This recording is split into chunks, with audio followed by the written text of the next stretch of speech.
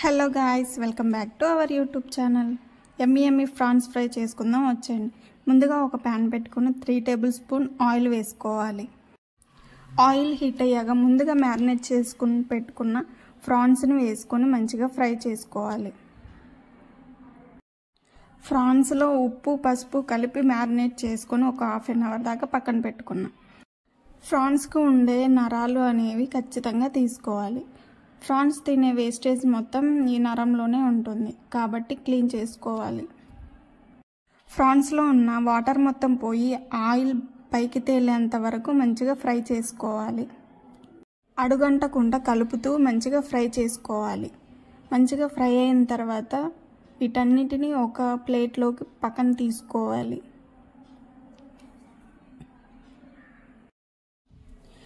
ఇదే ప్యాన్లో 1 spoon oil దాకా వేసుకొని సన్నగా తరిగిన పచ్చిమిర్చి ఆనియన్స్ కూడా వేసుకొని మంచిగా ఫ్రై చేసుకోవాలి. ఆనియన్స్ లైట్ బ్రౌన్ కలర్ వచ్చేంత వరకు ఫ్రై చేసుకోవాలి.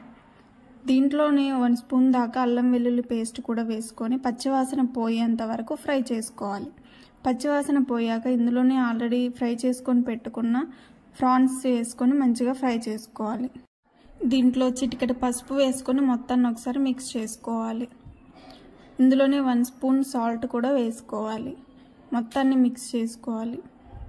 మంచిగా ఫ్రై అయిన తర్వాత ఇందులో 1 స్పూన్ దాకా కారం వేసుకొని మొత్తాన్ని ఒకసారి మిక్స్ చేయాలి. దీంట్లో 1 స్పూన్ ధనియా పౌడర్ 1 స్పూన్ గరం మసాలా వేసుకొని మొత్తాన్ని ఒకసారి మిక్స్ చేసుకోవాలి. అడుగు పడుతూ ఉంటుంది, మంచిగా మిక్స్ చేసుకోవాలి. ఇందులోనే కొత్తిమీర వేసుకొని మొత్తాన్ని ఒకసారి కలుపుకోవాలి. మొత్తాన్ని ఒకసారి మిక్స్ చేసిన తర్వాత కొత్తిమీర మగ్గడం కోసం మూత పెట్టుకోవాలి. ఒక 2 నిమిషాల తర్వాత మూత తీసుకుంటే మన ఎమ్మి ఫ్రాన్స్ ఫ్రై రెడీ అయిపోయింది. దీనికి కాంబినేషన్గా వేడి వైట్ రైస్ వేసుకొని మనం ఇప్పుడే చేసిన ఫ్రాన్స్ కర్రీ వేసుకొని తింటే టేస్ట్ మాత్రం సూపర్. నిజంగా టేస్ట్ మాత్రం చాలా అంటే చాలా బాగా వచ్చింది. మీరు కూడా ఇలా సింపుల్గా ఈజీగా ట్రై చేయండి. Thank you for watching. Please subscribe.